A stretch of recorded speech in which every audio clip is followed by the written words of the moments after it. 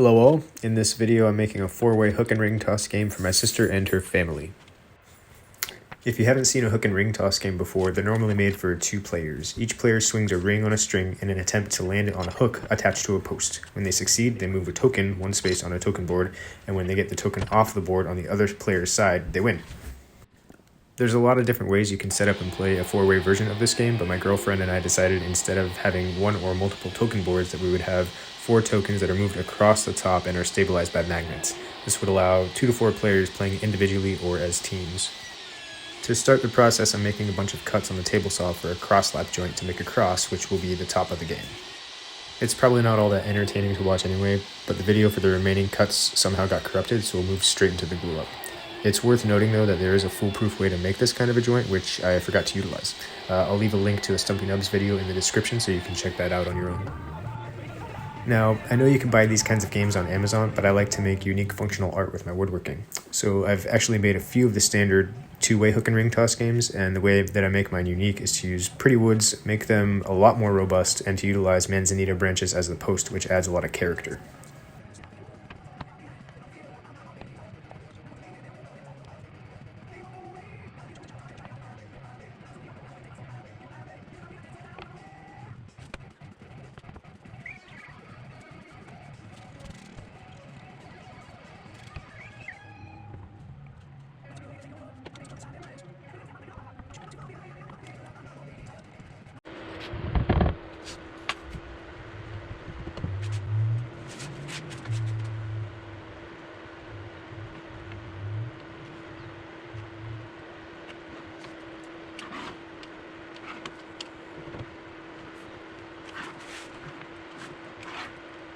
After gluing the pieces together, I need to flatten the cross, so I bust out my handy-dandy router sled. Funny thing though, the version you see here isn't super handy-dandy.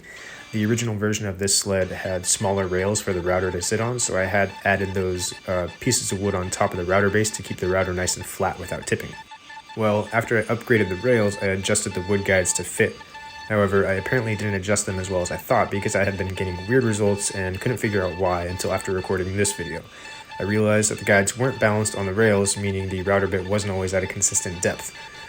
Fortunately, these new rails are large enough that I no longer need those guides, so I just took them off and have had perfect results since.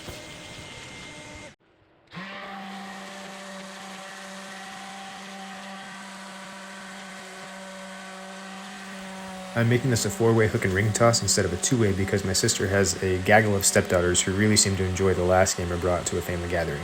I figured they'll still enjoy playing the game occasionally, and when they do, they won't have to wait as long when they're taking turns.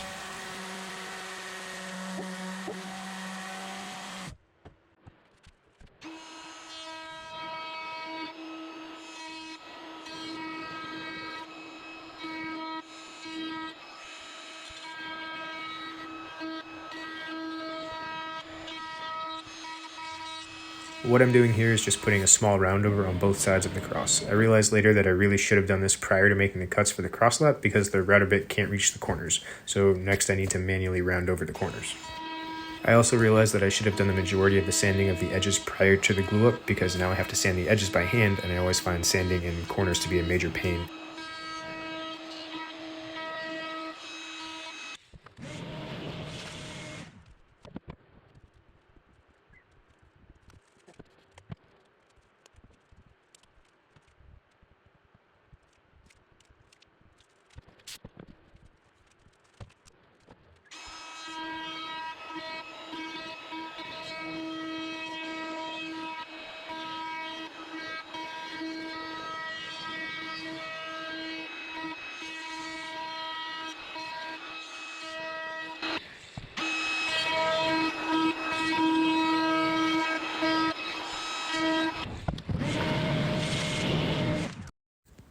I decided to not show all of the sanding that I do throughout this project because there's just a lot of it, and that's a lot of extra time on the video that's already a long video, but this is that manual roundover that I referred to earlier.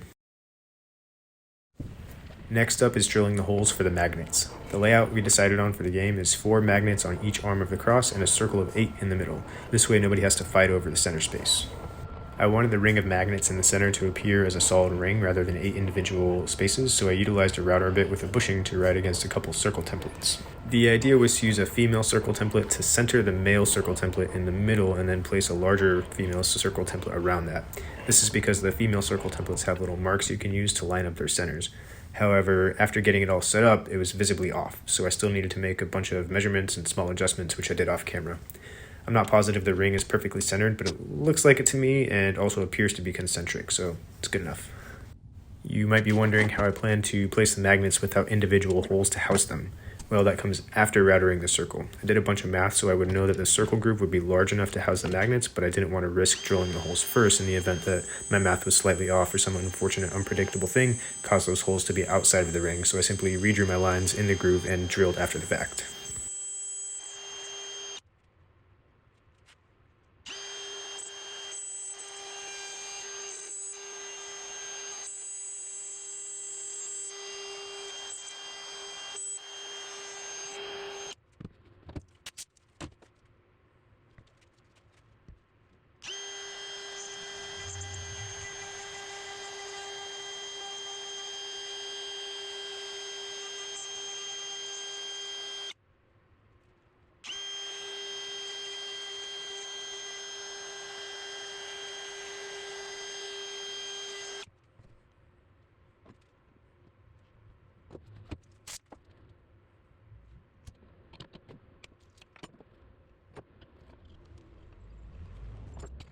I want the spaces to appear black and don't want to risk sanding into the magnets, so the holes I drill are something like 1/8 of an inch under the surface.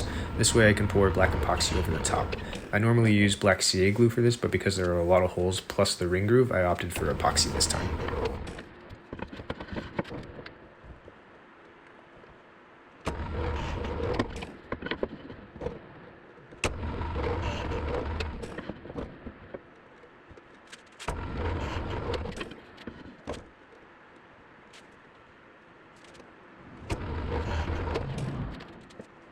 Because I don't want to risk the magnets floating at all once the epoxy is poured, I use a drop of thick CA glue in the bottom of each hole.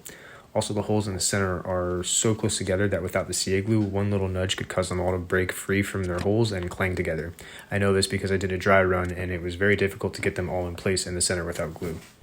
The rest of the magnets are far enough away from each other that I can get all of them in place before spraying the accelerator. However, I don't want the accelerator to hit the glue in the center, so I'm just covering it with the nearest thing I could find that would fit over it. Now I can spray the accelerator on each magnet prior to inserting it in its hole.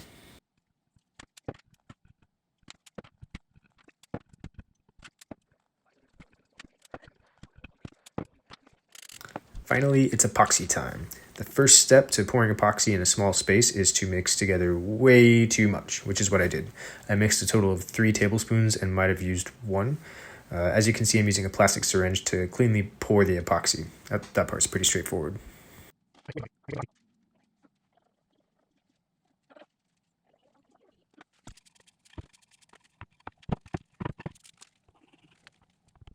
Alrighty, with the top cross mostly done, we can move on to the base. The base is much easier. The first step is to glue up a couple pieces without using anything for alignment like an idiot, causing me to spend a lot more time using clamps and weird ways to keep the edges where I want them.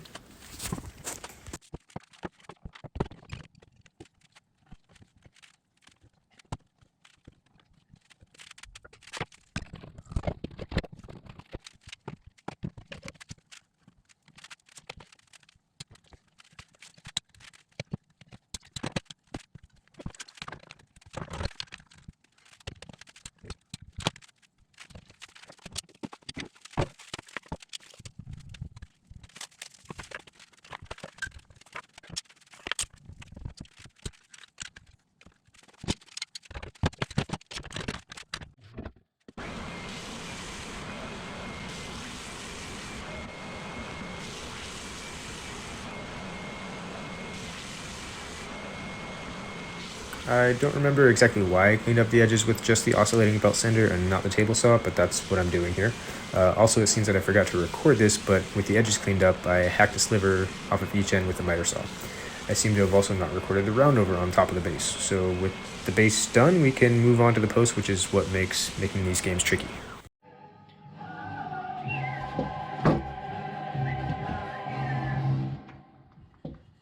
As I mentioned before, for the post, I use manzanita branches, which have a lot of character. Sometimes that character comes from unique bends in the branch, sometimes it comes from interesting voids, and sometimes both. Whatever the case, perfectly straight branches are incredibly rare and kind of boring, so as a result, I had to come up with this clamping jig to hold the branch while I cut it to length. Not only does it need to be cut to length, but the ends need to be perfectly parallel, or else the top of the game won't be parallel to the bottom of the game. For that reason, instead of flipping the jig around to make the second cut on the miter saw, I simply slide to the other side of the fence and block the camera with my elbow. Sometimes I do this next step to help me decide whether or not to utilize a branch, and that is to just clean up the outside. I choose long dead branches so that they don't retain a bunch of moisture. If I cut off a live branch, by the time it dries, it'll have giant cracks running through it. These long dead branches died and dried on the tree, so they're relatively dry inside and just have some minor decay on the outside. Funny thing though, I did this process with about 4 different branches for this game, because the first few just weren't right. Because this game is a 4-way, it needs 4 hooks, and those 4 hooks all need to be in the same part of the branch, meaning that point of the branch needs to be thick enough to accommodate the threads of all 4 hooks. This branch did not make the cut.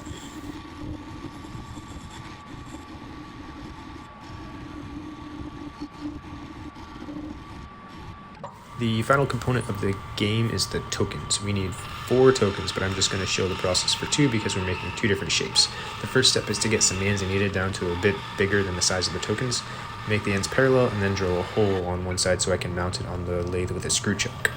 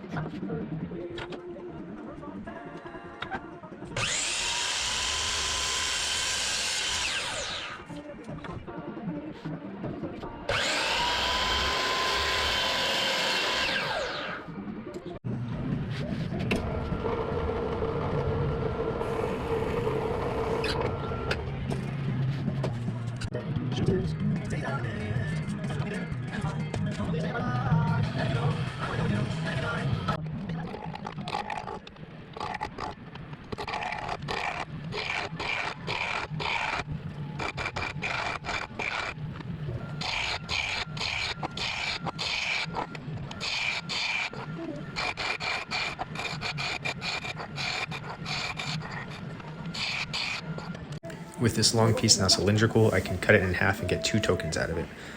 To make the cut on the miter saw, I use double-sided tape. I don't really like the idea of my hand being any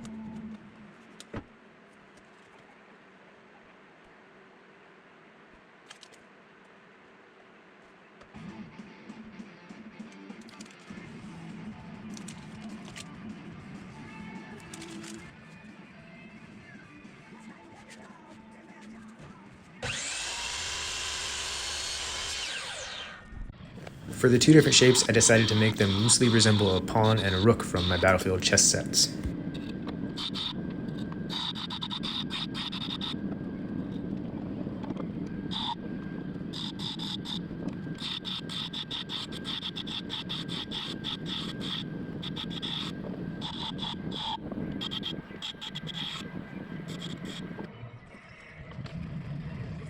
You may notice that the second piece here is a much lighter color. That's one of the things I love about manzanita. Most of the time it's a beautiful dark reddish brown and its sapwood is a much lighter, almost white color. This piece though, while definitely manzanita, has no darkness in its heartwood, so I'm able to have 2 tokens that are lighter in color to help further separate them during team games.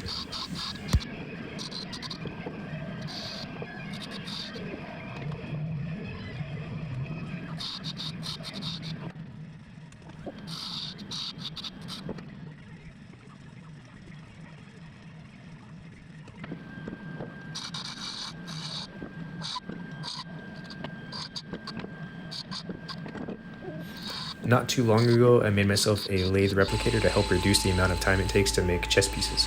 I tried it here for the first time on something other than a random test piece when I made it, and I learned that I need to get the cylinder much closer to its final size, and much more importantly, to not use it on wood that has voids like manzanita.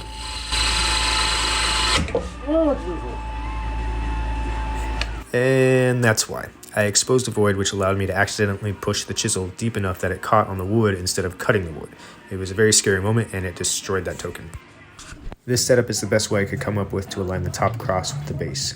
Because the post isn't a straight cylinder, I can't simply center it on the bottom and center it on the top cross. So what I have set up is effectively just spacers on a flattened perpendicular surface. There is a spacer between the base and the vertical surface, which pushes the center of the base out to where the center of the top sits, while one of its arms is pressed up against the vertical surface. The two posts that the base is resting on bring the center of the base up at the same height as the center of the top cross, while its other arm is resting on the horizontal surface. Two posts under the top cross are just to help keep it from falling over. What you saw me hold in front of the camera was a coping saw blade where I've ground the pins down on one side. I've taped that to the top of the post so I can clamp the top cross in place, which presses what's left of the pins into the wood, showing me exactly where to drill for a dowel. Something I didn't show is securing the post in place on the base. What I did was find the center of the base and find where the hooks will mount to the post and align that point with the center of the base. Once I decided on a spot, I used the good old masking tape and CA glue trick.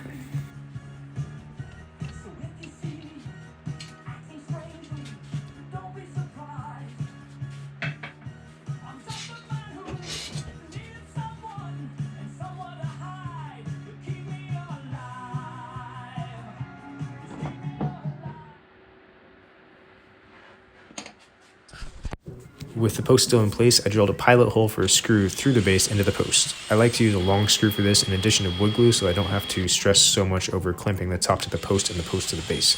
It may not sound too terrible, but there's a lot of room for error there, and the screw is just much easier.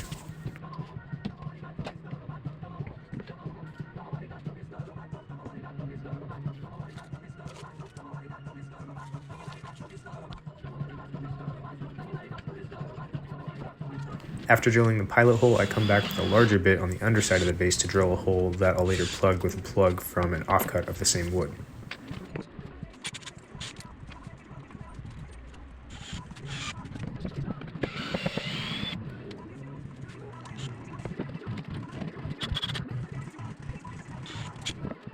What I'm doing now is just finishing the pilot hole in the post because the drill bit wasn't long enough to go through the base, and drill the entire pilot hole in the post.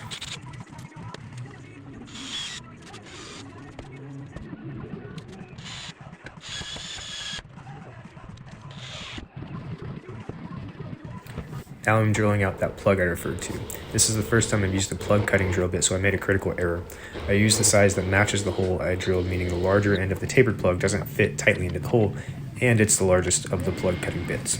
Fortunately, it's pretty close, and it's the underside, so I think it'll turn out alright.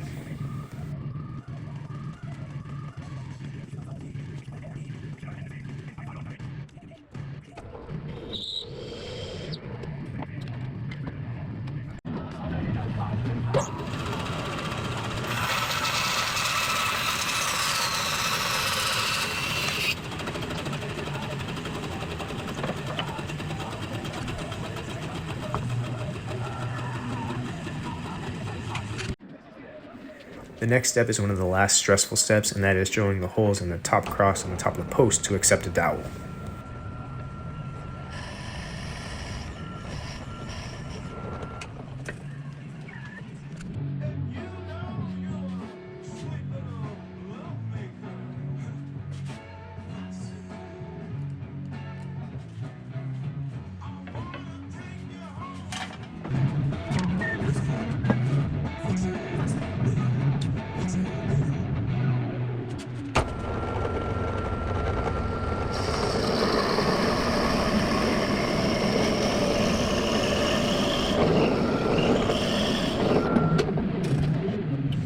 Normally at this point I would glue everything together and then focus on applying the finish.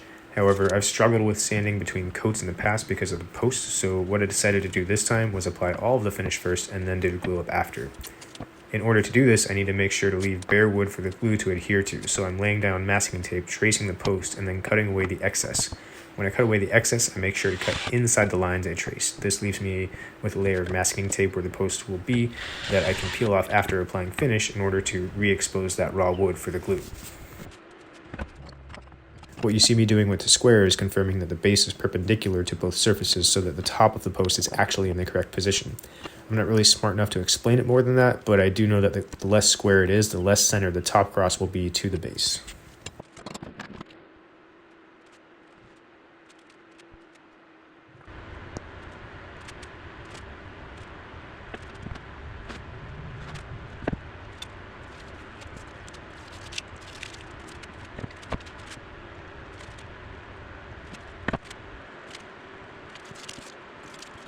For the post, it's nice and easy. I just use a spray-on polyurethane, which I haven't had much luck with on flat surfaces, but it seems to work great on the posts. I know you're supposed to spray thin coats, but the posts are generally extremely thirsty, so I just laid on thick, and it's always turned out great. I opted to not show the finishing process for the tokens because I decided to experiment a bit with my application process. But basically, I put on as many coats of tung oil as I have patience for. I use tung oil for the tokens and not the rest of the game because the tokens will see a lot more abuse. That being said, I wish I had just used tung oil on the entire game this time. For the top and the base, I normally use a wipe-on polyurethane because it's easy to apply, looks nice, and is fairly scratch resistant. However, with this project, I learned that Bolivian rosewood does not accept polyurethane. I waited days for it to dry, which it didn't do, so I did some research and found that Bolivian rosewood has its own oils and waxes, so you need to use something like dewaxed shellac as a base if you want to use polyurethane. So I tried that and found that there's a bit of a learning curve.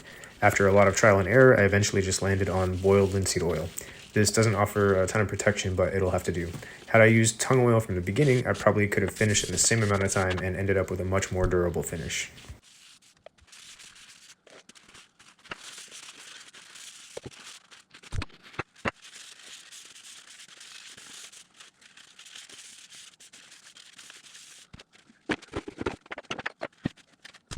I know I said that the final component of the game is the tokens, but I lied.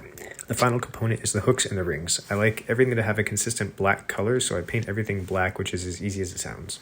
However, there's obviously a lot of impact with the hooks and rings, which quickly chips off the black paint, so I apply Illumi UV over the top of everything. Illumi UV is an epoxy that cures in UV light, and unfortunately it's not super easy to work with. I would explain how I go about dealing with Illumi UV on a ring like this, but I honestly haven't perfected the process. So in short, I do it in 2 steps, and the second step is to apply Illumi UV where it wasn't applied in the first step. It took me a long time to get to this point because of the finishing process, but it's finally time to do the glue up. The first thing I do is add some CA glue to where the wood screw will go to help prevent creaking sounds when the game is moving around. Next, I apply a small amount of wood glue to the base where the post will go and carefully attach the post with the screw, making sure to align the post with the bare wood outline.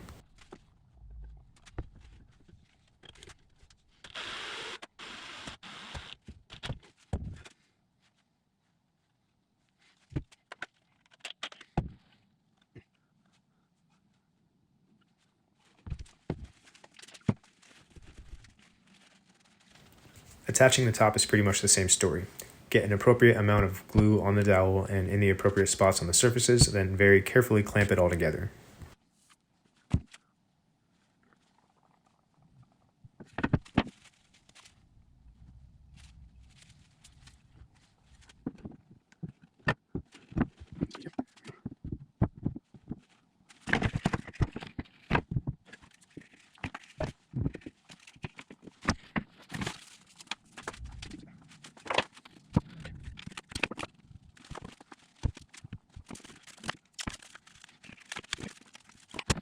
If you're pretty observant, you may notice I struggle keeping my cardboard protectors in place, and that's because the boiled linseed oil hasn't fully cured, so the masking tape wasn't really sticking all that well.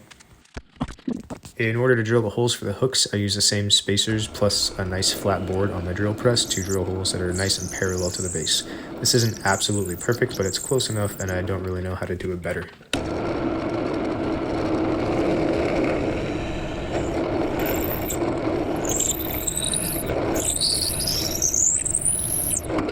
Here I'm just using a countersinking bit to prevent tear out when inserting the hooks.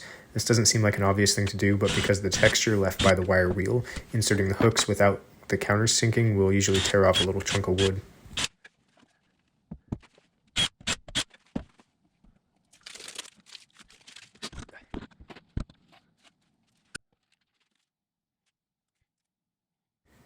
Now I'm just using that plug from earlier as well as some wood glue mixed with sawdust of the same wood. The fiddling you see me do with the plug after it's in is me trying to line up the grain direction so the plug is even less obvious. Finally, the bottom of the tokens needs something to prevent them from scratching the top of the game. I like to use flocking for this because it just looks better than hand-cut felt. The way I like to do the flocking is to get some wood glue on the bottom of the piece, throw the flocking onto the wood glue, and then just kind of knock the wood until the flocking covers all of the wood glue. I I do 2 coats to ensure that the flocking is thick enough to not see the wood. Before applying the second coat, I blast the flocked portion with high pressure air from the compressor after the glue has had an hour to dry.